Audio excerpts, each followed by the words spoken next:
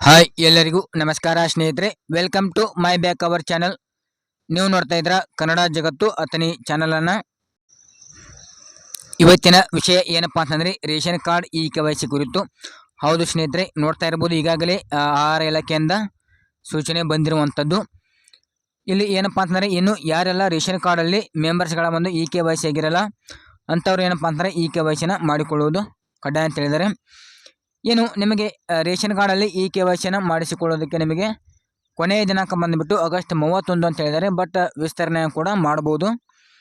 ಏನು ನಾನು ಒಂದು ಹಿಂದಿನ ವಿಡಿಯೋದಲ್ಲಿ ನಿಮಗೆ ತಿಳಿಸಿಕೊಟ್ಟಿದ್ದೆ ರೇಷನ್ ಕಾರ್ಡಲ್ಲಿ ಇ KYC ಬಗ್ಗೆ. ಬಟ್ ಇವತ್ತೇನಪ್ಪ ಅಂತಂದರೆ ನೀವೇ ಸ್ವತಃ ನಿಮ್ಮ ಒಂದು ರೇಷನ್ ಕಾರ್ಡ್ ಇ KYC ಆಗಿದೆಯಾ ಅಥವಾ ಇಲ್ವಾ ಅನ್ನೋದನ್ನು ಯಾವ ರೀತಿಯಾಗಿ ಚೆಕ್ ಮಾಡೋದು ಅಂತ ಈ ಒಂದು ವಿಡಿಯೋದಲ್ಲಿ ನೋಡ್ತಾ ಹೋಗೋಣ. ಅದಕ್ಕೂ ಮೊದಲು ನೀವೇನಾದರೂ ಮೊದಲ ಬಾರಿ ನಮ್ಮ ಚಾನಲ್ ನೋಡ್ತಾ ಇದ್ರೆ ಈ ಕೂಡಲೇ ಸಬ್ಸ್ಕ್ರೈಬ್ ಮಾಡಿಕೊಂಡು ಅಂತ ಹೇಳ್ತಾ ಬನ್ನಿ ನೋಡ್ತಾ ಹೋಗೋಣ. ಇಲ್ಲಿ ಏನಪ್ಪಾ ಅಂತಂದರೆ ನಿಮ್ಮ ಒಂದು ರೇಷನ್ ಕಾರ್ಡ್ಗಳ ಒಂದು ಮೆಂಬರ್ಸಲ್ಲಿ ಇ KYC ಆಗಿತ್ತು ಅಂತಂದರೆ ಎಸ್ ಅಂತೇಳಿ ಬಂದಿರುತ್ತೆ.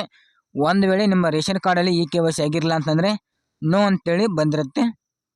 ಇವಾಗ ಬನ್ನಿ ನೋಡ್ತಾ ಹೋಗೋಣ. ಮೊದಲಿಗೆ ನೀವು ಬ್ರೌಸರಲ್ಲಿ ಏನಪ್ಪ ಅಂತಂದರೆ ರೇಷನ್ ಕಾರ್ಡ್ ಅಂತೇಳಿ ಸರ್ಚ್ ಮಾಡಬೇಕಾಗುತ್ತೆ. ಮಾಡಿದಾದ್ಮೇಲೆ ಈ ಸರ್ವಿಸಸ್ ಅಂತ ಹೇಳಿ ಒಂದು ಅಫಿಷಿಯಲ್ ವೆಬ್ಸೈಟ್ ಓಪನ್ ಆಗುತ್ತೆ. ಇದರ ಮೇಲೆ ಕ್ಲಿಕ್ ಮಾಡ್ಕೋಬೇಕಾಗುತ್ತೆ. ಮಾಡಿದಾದ್ಮೇಲೆ ಇಲ್ಲಿ 3 ಡಾಟಾಸ್ ಕಾಣಿಸುತ್ತೆ ನೋಡಿ, ಇದರ ಮೇಲೆ ಕ್ಲಿಕ್ ಮಾಡ್ಕೊಳ್ಳಿ.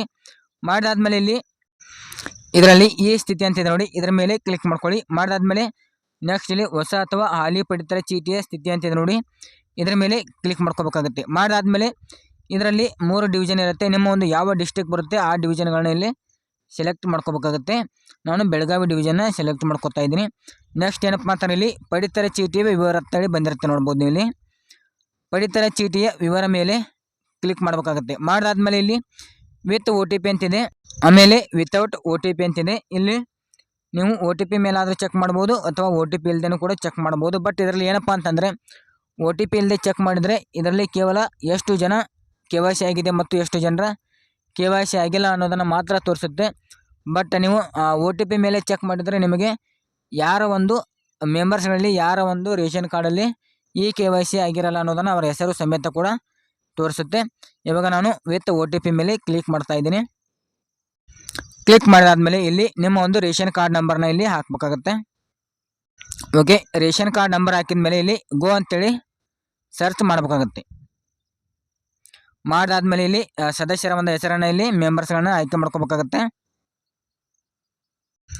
ಮೆಂಬರ್ಸನ್ನು ಸೆಲೆಕ್ಟ್ ಮಾಡಿದ್ಮೇಲೆ ಗೋ ಅಂತೇಳಿ ಕ್ಲಿಕ್ ಮಾಡಿಬಿಟ್ಟು ನೀವು OTP ತೊಗೊಂಡು ಇಲ್ಲಿ ಲಾಗಿನ್ ಮಾಡ್ಕೋಬೇಕಾಗತ್ತೆ. Okay, OTP ಹಾಕಾಯಿತು. ಇಲ್ಲಿ ಗೋ ಮೇಲೆ ಕ್ಲಿಕ್ ಮಾಡ್ಕೊಳ್ಳಿ.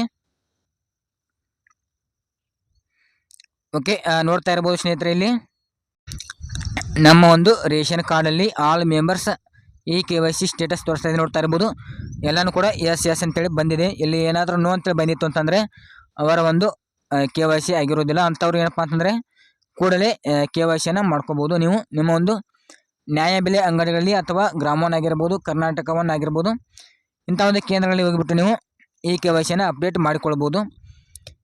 ಏನು ನೋಡ್ತಾ ಇರ್ಬೋದು ಇಲ್ಲಿ ರೇಷನ್ ಕಾರ್ಡ್ ಆ್ಯಕ್ಟಿವಲ್ಲಿ ಇರುವಂಥದ್ದು. ಇಲ್ಲಿ ಏನಾದರೂ ಏನು ಆ್ಯಕ್ಟಿವ್ ಇತ್ತು ಅಂತಂದರೆ ನಿಮ್ಮ ಒಂದು ರೇಷನ್ ಕಾರ್ಡ್ ರದ್ದಾಗಿದ್ದೇನೆ ಅಂತ ತಿಳ್ಕೊಬೇಕಾಗತ್ತೆ.